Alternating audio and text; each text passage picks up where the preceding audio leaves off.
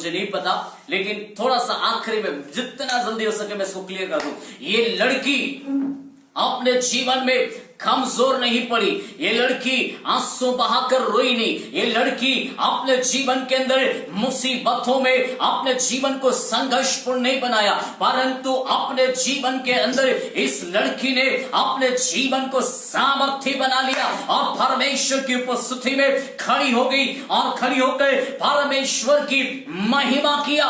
यही अद्भुत एक समय है, यही अद्भुत एक बात है। इसलिए मेरे भाई मेरी बहन, अपने जीवन में यदि आप एक विश्वासी है तो अपने जीवन की हालातों में, परिस्थितियों में, उस दशा में रोना नहीं, कुड़कुड़ाना नहीं, कमजोर नहीं होना। ये लड़की भले उम्र में छोटी हो, लेकिन इसको एक बात पता थी, मेरा प्रभु जिंदा है, मेरा प्रभु सच्चा है, मेरा प्रभु प्रार्थना सुनता है, मेरा प्रभु बड़े काम करता है, मेरा प्रभु सामर्थी है, मेरा प्रभु मुझे ऊंचाइयों पर ले जाता है, मेरा प्रभु मुझे कभी नहीं छोड़ेगा। ये बात को वो जानती थी और जानने के कारण अपनी जिंदगी को उसने कमजोर नहीं बनाया, निर्बल नहीं बनाया, हटने वाला नहीं बनाया, बल्कि बाइबल का परमेश्वर कहता जब इस लड़की की बातों को उन्होंने सुना, जी तब आगे देखो क्या बोला, जब इस लड़की की बात को सुना,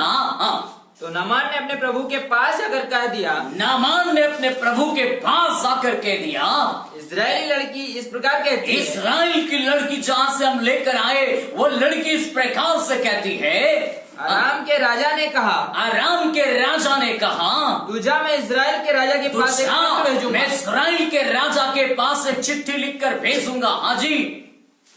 तब वह 10 किक्कर चांदी, तब वो 10 किक्कर चांदी और 6000 टुकड़े सोना, 6000 टुकड़े सोना और 10 जोड़े कपड़े और 10 जोड़े कपड़े साथ लेकर रवाना हो गया। साथ लेकर रवाना हो गया। या ध्यान से सुनिए, अब यहाँ पर नामान की जिंदगी का गलती भी दिखाई देता है। लड़की ने ये नहीं कहा था कि पैसा लेकर जाना तब तुझे चंगाई मिलेगा, तू सोना लेकर जाना, चांदी लेकर जाना और लेकर जाना। मेरे बहन मेरे भाई, यीशु मसीह में जीवन है, यीशु मसीह में उद्धार है, यीशु मसीह में शांति है, यीशु मसीह के पास आपके लिए उद्धार करने की सामर्थ है, आपके पापों को क्षमा करने की सामर्थ है। वो यीशु आपके जीवन को बदल देता है। लेकिन आज कितने लोगों का जीवन आज इस प्रकार की बातों में वे नष्ट हो गए, क्योंकि उन्होंने अपने जीवन में यीशु को खरीदना चाहा। यीशु मसीह कभी भी पैसा लेकर आपकी जिंदगी में काम नहीं करता। यीशु मसीह का सामर्थ बिकाऊ नहीं है, यीशु मसीह का अभिषेक कभी बिकाऊ नहीं है, यीशु मसीह का कार्य कभी बिकाऊ नहीं है। उसका सामर्थी नाम है, मुफ्त में मिला है, वो आपको मुफ्त में देता है, मुफ्त में दिया है उसने आपको, मुझको। याद रखो, उसने आपको बुलाया है।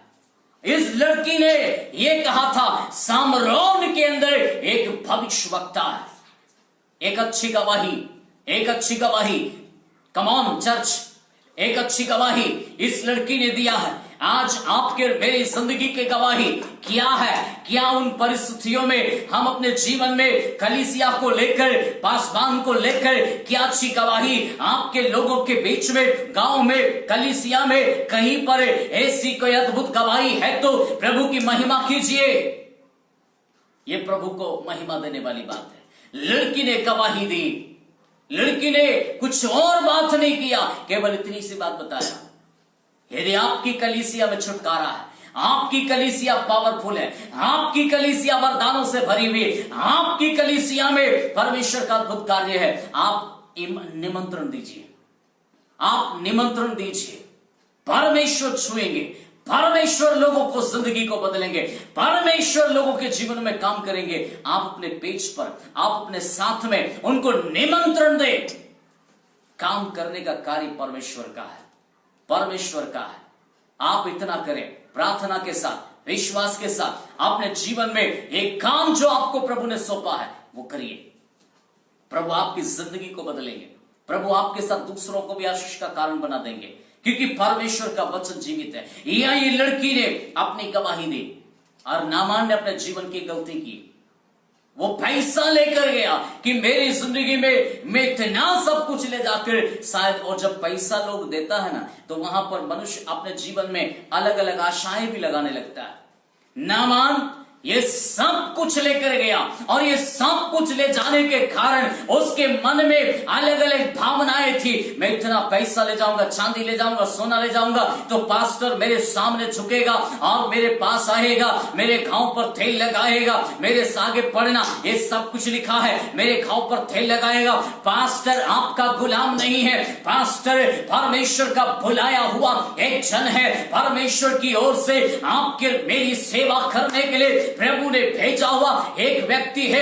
कई लोग आज इसलिए आशीष नहीं पाते क्योंकि वे पास्टर की बुराई करते रहते हैं। परमेश्वर के चुने हुए लोगों के विषय में गलत बात करने के कारण वे आशीष के बदले श्राप पाता है। इसलिए मेरे बहन, मेरे भाई, यदि नामान की जिंदगी से सीखो। नामान का जीवन आज आपको और मुझको ये सिखाता है। नामान जब पैसा लेकर गया तो उसके मन के अंदर एक अलग ही रुआब था, संसारिक रुआब, संसारिक घमंड। और वो कहने लगा, इसलिए वो चिड़चिड़ाया, इसलिए वो गुस्से में आ गया क्योंकि उसकी मनसूबे पूरे नहीं हुए, उसकी विचार पूरे नहीं हुए और उसके विचार के विरुद्ध में बात हो गई। वो सोना ले गया, चांदी ले गया, भेल ले गया, रुपया ले गया, सब कुछ ले जाकर उसने कहा, मैंने तो सोचा था ये जो परमेश्वर का जन है मेरे घाव पर हाथ रखेगा, तेल लगाएगा और फिर मुझे चंगा करेगा, ऐसा सोचा था। लेकिन वो तो बाहर मिलने तक भी नहीं आया।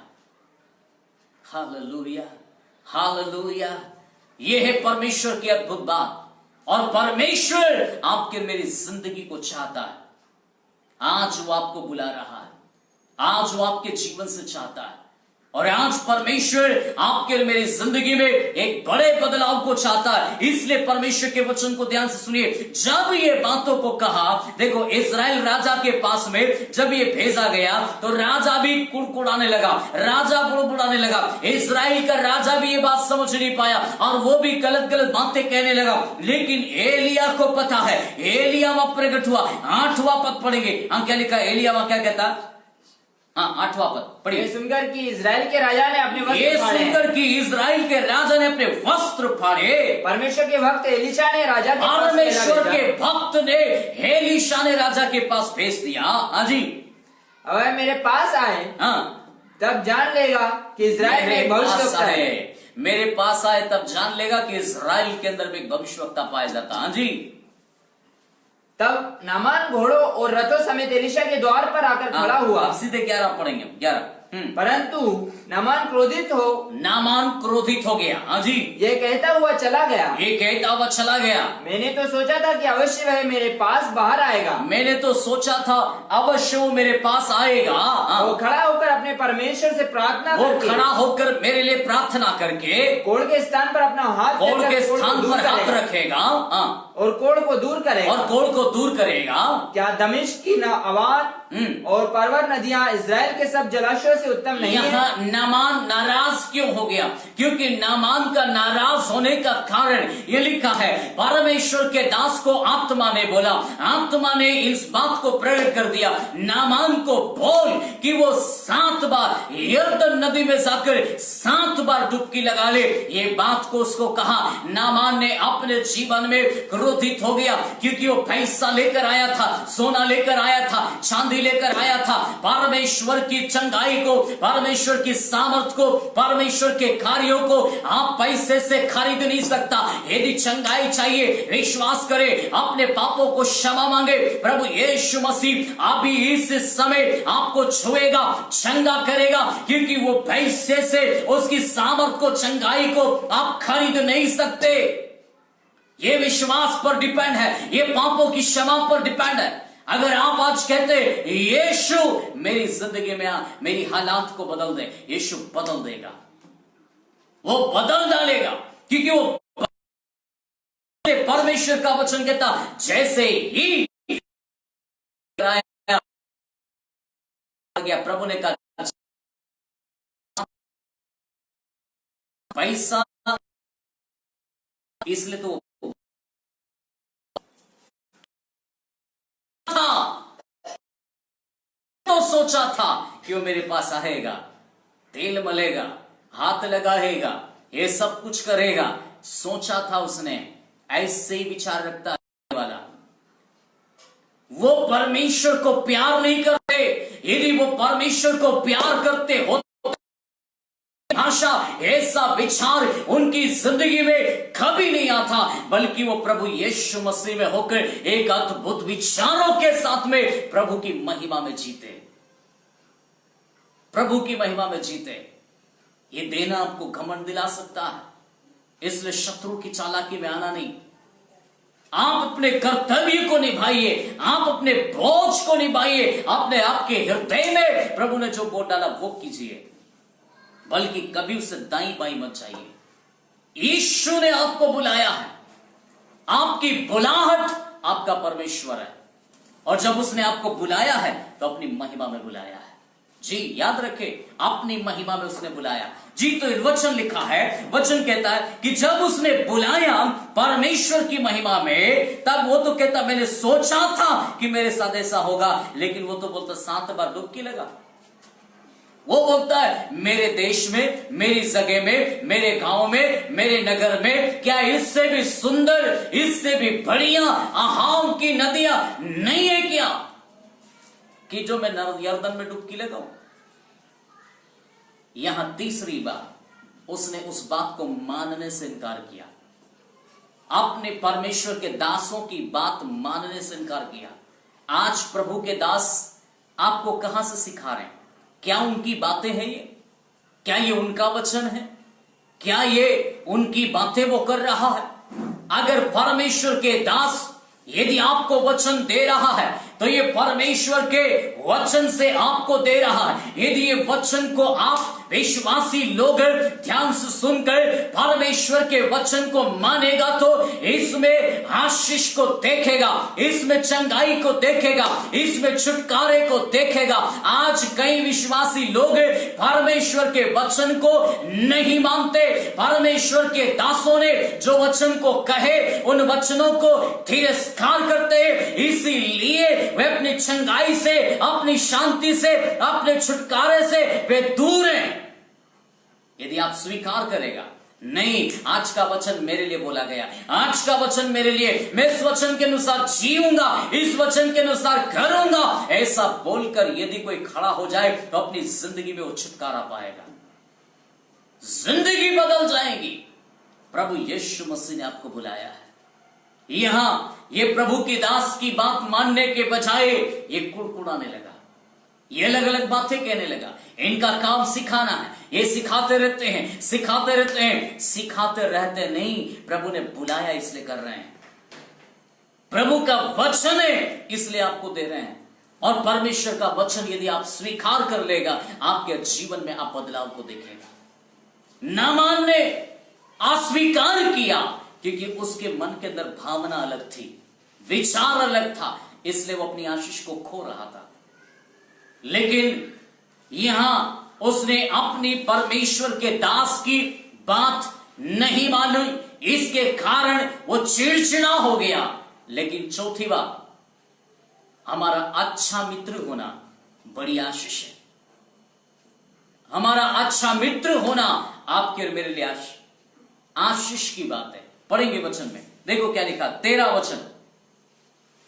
तब उसके सेवक पास आकर कहने लगे, अपना मित्र हो या सेवक हो या आपके साथ रहने वाला कोई व्यक्ति हो, एक अच्छा व्यक्ति आशीष आपके लिए, आशीष आपके लिए। ध्यान से सुनिए चौथी बात, जी जल्दी से खत्म करेंगे। तो क्या लिखा, सेवक ने क्या कहा? हाँ, हे हमारे पिता, हे हमारे पिता, यदि भविष्यवक्ता तुझे कोई भारी काम करने यदि की आज्ञा देता, भविष्यवक्ता तुझे 50 किलो का वजन तेरे सिर पर उठाने के लिए बोलता, हाँ, तो क्या हे हमारे पिता, हे हमारे पिता। तू उसे ना करता। कितना आदरणीय शब्द बोल रहा, क्या तू ऐसा नहीं करता? आज उसने चिड़चिड़ाया, गुस्सा हो गया, सेवक के मन में आया, उस अच्छा व्यक्ति होने के कारण उसकी चंगाई को चाहता था, उसके स्वास्थ्य को चाहता था, उसके जीवन में अच्छी बातों को चाहता था। इसलिए मैंने कहा, अच्छा व्यक्ति होना, एक सेवक होना, एक अच्छा दोस्त होना आपके लिए आशीष हो सकता है। लेकिन कितने सारे लोग अपने जीवन के अंदर आपका भला नहीं चाहता, वह आपको नुकसान चाहता, बदनामी चाहता, गिराना चाहता, आपकी जिंदगी में आपको गलत करना चाहता, आपको नीचे कर देना चाहता। लेकिन अच्छे दोस्त, अच्छे मित्र, अच्छे लोग आपके लिए आशीष की बात है। यहां ये सेवक, नामान का सेवक उसके लिए आशीष बन गया, उसके लिए आशीष की वजह बन गया। देखिए परमेश्वर का वचन आगे क्या कहता है। उसने क्या कहा, यदि कोई वो भविष्यवक्ता तुझे कोई भारी भरकम कोई वजन उठाने के लिए बोलता, क्या तू उसको नहीं करता ठीक होने के लिए? जी आगे। तू उसे ना करता। फिर जब वह कहता है कि स्नान करके शुद्ध हो जा, फिर वो जब वो कहता है स्नान करके शुद्ध हो जा, तो कितना अधिक इसे मानना चाहिए? कितना ज्यादा उसको मानना चाहिए। चौथी बात सुनिए ध्यान से, अच्छा मित्र आपको प्रोत्साहन देता, अच्छा मित्र आपके भले के लिए सोचता, अच्छा दोस्त आपके उन्नति सोचता। तो क्या लिखा कि कईयों को वो लोग बोलता 40 दिन का उपवास करो, 100 दिन का करो, नंगे पैर चलो, आप पहाड़ी चढ़ो, आप लेट लेट के पहाड़ी चढ़ जाओ, आपको लुढ़क लुढ़क के चले जाओ। ऐसी भयानक भयानक दशाएं परमेश्वर नहीं चाहता। परमेश्वर सीधे बात करता, स्नान कर ले, इसको मानने के लिए इनकार था। क्या ये घमंड से भरा था, मेरे देश में से भी बढ़िया नदियां हैं। सिर्फ इतनी बात मानना था, जाना था, ठीक है, जाना था, नहा लेना था, चंगाई की बात था, लेकिन अविश्वास। जी आगे पढ़ेंगे जल्दी से। तब उसने परमेश्वर के भक्त के वचन के अनुसार यरदन को जाकर उसमें 7 बार डुबकी मारी। जब यरदन में गया, 7 बार डुबकी मारने के लिए गया, बीच बीच में उसके मन में आया होगा, पहली डुबकी लगाया, दूसरी डुबकी लगाया, तीसरी में तो जरूर अपना शरीर को रुक कर देखा होगा, क्या मेरा शरीर वैसा ही है कि बदल गया, वैसा ही है कि बदल गया। ऐसा सोचकर उसने तीसरी चौथी डुबकी लगाकर ऐसा देखा होगा। और एक बार जरूर सेवक की ओर भी देखा होगा, क्योंकि वो गीला हो गया था, और सेवक की तरफ देखकर भी बोला होगा, तूने बोला था 7 डुबकी लगा ले, देख 4 हो गया, देख 5 हो गया, अभी भी कुछ नहीं हुआ, अभी भी मैं वैसे ही हूं, अभी भी मेरी हालात वैसी है। ऐसा सोचकर शायद वो सेवक को देखकर ऐसी बातें करते रहा होगा। लेकिन आगे पढ़िए क्या लिखा जी। और वचन के अनुसार यरदन को जाकर उसमें 7 बार डुबकी मारी। वचन के अनुसार उसने यरदन में 7 डुबकी लगाई, और उसका शरीर छोटे लड़के का सा हो गया। वाह वाह वाह, हालेलुया। परमेश्वर का वचन सुनिए, यह लिखा है कि उसका शरीर जैसे ही 7वां डुबकी लगाया, उसका शरीर बच्चे के चमड़े के समान हो गया। बच्चे का जैसा शरीर होता है वैसा ही उसका शरीर हो गया। यह है जीवन का रूपांतर। उसने अपने जीवन में लिखा है, वचन को मानकर यदि उसने 7 डुबकी लगाया, चमत्कार तब उसकी जिंदगी में आया। अगर वो वचन को नहीं मानता, अगर वो प्रभु की बात नहीं मानता, अगर वो सेवक की बात नहीं मानता, अगर वो प्रभु का दास एलिशा की बात नहीं मानता, वो चमत्कार को खो देता, वो चमत्कार को खो देता। चमत्कार आपके लिए है, चंगाई आपके लिए है, जीवन आपके लिए है, शांति आपके लिए, उत्थान आपके लिए। मेरी बहन, आपको वचन को मानना है। वचन के अनुसार उसने ऐसा किया, ऐसा लिखा, और जब वचन के अनुसार किया, चमत्कार आ गया, चमत्कार आ गया। अविश्वास में भी विश्वास का कार्य हो गया, अद्भुत कार्य हो गया, प्रभु की महिमा प्रकट हो गई। मेरी बहन, आज यदि आप इस दशा में हैं, आप प्रभु के वचन को मानिए। अपने जीवन में किसी भी बात पर घमंड मत कीजिए, वचन को मानिए, विश्वास में खड़े रहिए, चमत्कार आपके लिए। और जब ये चमत्कार हुआ, बाइबल कहती है वो उसके बाद खुशी से देने गया, खुशी से वो सारा देने गया। पहले उसके अंदर घमंड था, लेकिन जब चंगाई हुई तब वो खुद कहता, देखिए पढ़ेंगे हम उसको। तब वह अपने सब दल समेत 15 का आखिरी पढ़ो जहां से, अब मैंने जान लिया है, अब मैंने जान लिया है कि समस्त पृथ्वी में इस्राएल को छोड़ हाँ, तब वो कहता, आप मैंने जान लिया है समस्त इज़राइल के अंदर परमेश्वर को छोड़ और कहीं परमेश्वर नहीं है। और कोई परमेश्वर है ही नहीं है। मैंने अब जान लिया है। पहले पैसे से जानने की कोशिश कर रहा था, लेकिन आपको कहता मैंने जान लिया है इज़राइल में ऐसा परमेश्वर अब है ही नहीं। जी, तब हम पढ़ेंगे आगे।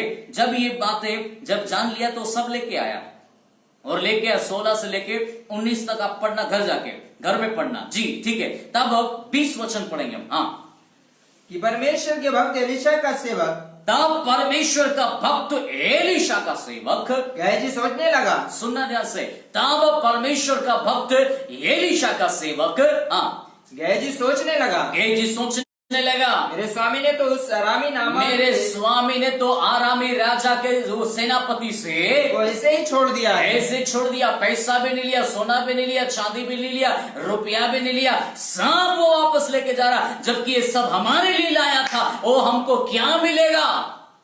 मैं क्या जिंदगी भर इधर को खड़े रहूंगा इस राजा की भविष्यवक्ता की सेवा करके? मुझे क्या मिलेगा?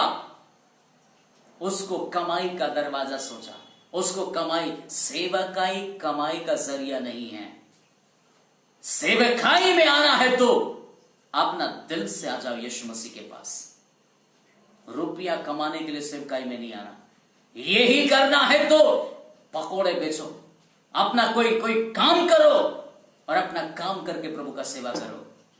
लेकिन प्रभु में सेवा करके, प्रभु के साथ खड़े होकर, नाम प्रभु का लेकर अपने जीवन में बदनामी नहीं करना। यहां गेहजी अपने जीवन में प्रभु के साथ रहकर, भविष्यवक्ता के साथ रहकर अपने जीवन में ऐसी दशा में आ गया, और वो कहता है क्या मैं इसको ऐसे ही जाने दूं? परमेश्वर के बुलाए हुए लोग आत्मा में होकर जीता है। उनको क्या लेना है, क्या नहीं लेना है, कहां जाना है, कहां नहीं जाना है, उनको प्रभु का बुलाहट है तो उनका जिंदगी परमेश्वर के लिए होता है। वो फिर संसार की किसी लालच में नहीं फंसते। जी आगे। हाँ, वह ले आया था, उसको उसने ना लिया, परंतु यहोवा के जीवन की शपथ, परंतु यहोवा के जीवन की शपथ, मैं उसके पीछे दौड़कर उससे कुछ ना कुछ ले लूंगा, कुछ ना कुछ तो ले लूंगा करके दौड़ा। वो लालच आ गई। एक प्रभु का बुलाया हुआ व्यक्ति, प्रभु का चुना हुआ व्यक्ति, परमेश्वर के साथ चलने वाला व्यक्ति, एक समर्पित किया हुआ व्यक्ति लालच से भर गया। मेरा क्या होगा? ये तो पैसा देखकर, सोना देखकर, चांदी देखकर लालच से भर गया, और वो बोलता है मैं कुछ ना कुछ तो उसे ले लूंगा। पीछे दौड़ा। राजा का सेनापति वहां रुक गया और उसने कहा, वहां पर वो बोलता है मुझे तो मेरे स्वामी ने भेजा है, मेरे भविष्यवक्ता ने भेजा है, हमारे पहाड़ी में से 2 जन आया है, उसके लिए 2 किक्कार दे दीजिए सोना चांदी। ऐसा बोलकर उसने तो मांगने का कोशिश किया। उसने 1 मांगा, उसने 2 दे दिया है।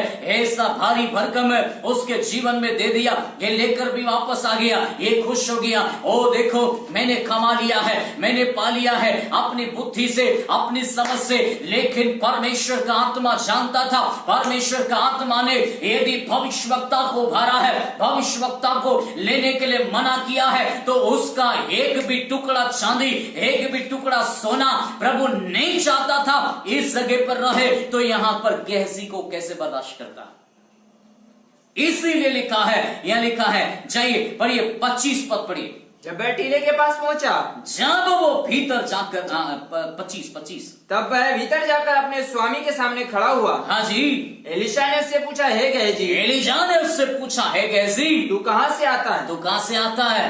उसने कहा, तेरा दास तो कहीं नहीं गया। तेरा दास तो कहीं नहीं गया। लेकिन एक भविष्यवक्ता तो पिक्चर के समान वो देख रहा था स्क्रीन में, भारी, उसको जाते हुए, आते हुए, लेते हुए सब कुछ दिखाई दे रहा था। हाँ जी। उसने उससे कहा, झूठ बोला उसने। सेवकाई में कई लोग झूठ बोलकर अपने जीवन में पैसा कमाने वाला कार्य नहीं होना। अपने जीवन में जो है वो डंके की चोट पर बोलो, यीशु जीवन है। हाँ जी आगे। उसने उससे कहा, जब वह पुरुष इधर मुंह फेर कर तुझसे मिलने को अपने रथ पर से उतरा, तब से वह पूरा हाल मुझे मालूम था। तब से वो पूरा हाल मुझे मालूम पड़ गया। तेरे मन में विचार क्या चल रहे हैं? वो सांप मुझे मालूम पड़ गया। हाँ जी, क्या यह समय चांदी या वस्त्र या जैतून या दाख की बारियां, भेड़ बकरियां, गाय बैल या दास दासी लेने का है?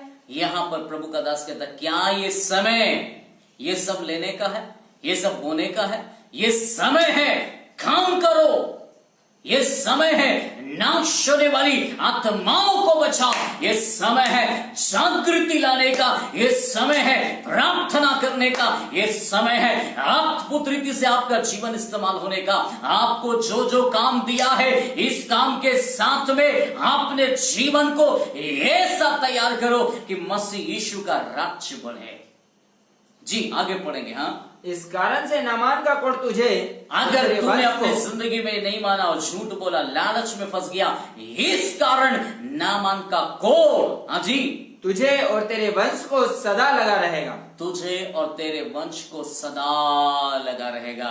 ये अपने जीवन की स्वयं की गलती के कारण कोढ़ की बीमारी अपने जीवन में लेकर घूम रहा है। कितने लोग आज मसीह यीशु में, कितने सेवक कंगाल इसलिए हो गया, कितने सेवक लोगों को बीमारी इसलिए लग गया, कितने सेवकों के जीवन में हालात और परिस्थितियां इसलिए खराब हो गई क्योंकि वे जीवन में जहां परमेश्वर को उठाना चाहिए, आदर देना चाहिए, परमेश्वर के साथ में रहना चाहिए, उन्होंने इस बात को समझा नहीं, जाना नहीं। इसके कारण वे परमेश्वर के वचन को ना मानकर अपने जीवन में वे कोढ़ की बीमारी से श्रापित हो गया। लेकिन प्रभु यीशु मसीह का वचन कहता है, वो छुड़ाता है, वो चंगा करता है, वो जीवन देता है, वो शांति देता है, वो बीमारी नहीं देता। बीमारी एक की वजह से मनुष्य परमेश्वर का वचन को गलत तरीके से इस्तेमाल करे, वहां वो रुक नहीं सकता, स्थिर नहीं हो सकता, वहां नुकसान है। इसलिए अगर आप विश्वास में हैं, आप वचन को मानने वाला है, नामान का जीवन बदल गया है, और जब बदल गया तो खुशी से गया है। हालेलुया, जिंदगी बदल गया है। इसलिए आइए आज हम अपने जीवन को समर्पित करें। यदि आज भी आप दुखी हैं, आप भी परेशान हैं, आप भी जीवन में हताश हैं, यदि आप कहते हैं मेरे जीवन में कुछ भी अच्छा नहीं, तो मैं आपसे कहना चाहता हूं, जिस जगह आपको दर्द है वहां हाथ रख लीजिए, जहां आपकी वो समस्या वहां हाथ रख लीजिए। मैं आपसे कहना चाहता हूं, अभी मैं भले दूर हूं, लेकिन अभी आप जिस भी जगह से सुन रहा, यीशु मसीह वहीं पर मौजूद है, यीशु वहीं मौजूद है, वही चमत्कार होने जा रहा है। Yes, hallelujah.